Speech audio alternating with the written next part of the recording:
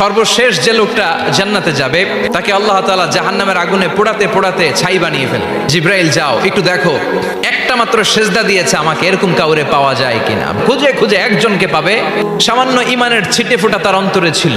আল্লাহ বলবেন যেহেতু ছিটে ফোঁটা আছে, অনেক মাইর খাইছে, জাহান্নাম থেকে বের করে একটা নির্ধারিত দূরত্বে রেখে দাও, রেখে দেওয়া হবে। অনেকদিন সে ওখানে আনন্দে থাকবে। অনেকদিন থাকার পরে মনে মনে ভাববে জাহান্নামের সৌন্দর্যের দৃশ্য একটু চোখ দিয়ে অবলোকন করা যায় কিনা। সে আল্লাহরে ডেকে বলবে, আল্লাহ আমার একটা ফরিয়াদ আছে। কি ফরিয়াদ? সে বলবে, আল্লাহ তোমার জান্নাতটা তুমি কত সুন্দর করে বানিয়েছো, আমি একটা নজর শুধু দেখতে চাই। আল্লাহ বললেন, জিব্রাইল বেচারারে ধরে জান্নাতের গেটের সামনে বসায় দে।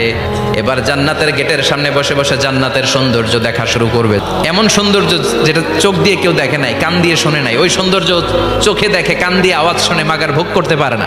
আবার আল্লাহরে ডাকবে, মনে মনে ভাববে আর একটু ট্রাই করি না, দোষ কি, আস্তে আস্তে অনেক দূর তো আগাইছি। এবার আল্লাহরে বলবে, আল্লাহ এত সুন্দর জান্নাত চোখ দিয়ে দেখি, ঢুকতে পারি না।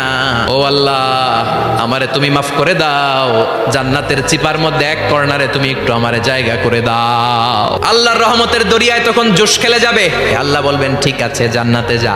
লোকটা এবার এক দৌড়ে জান্নাতের ভিতরে ঢুকে যাবে। লোকটার দৌড় দেখে আবার লোকটারে আল্লাহ ডেকে বলবে, একটু দাঁড়া, জান্নাত তো দিছি, তো দৌড় দিলি কেন? লোকটি বলবে, আল্লাহ এত চেষ্টার ফলে আমি আসতে পারছি, আবার যদি তুমি বাইর করে দাও, এই জন্য এক দৌড়ে এমন চিপার মধ্যে লুকামো যাতে তুমি আমার না দেখো।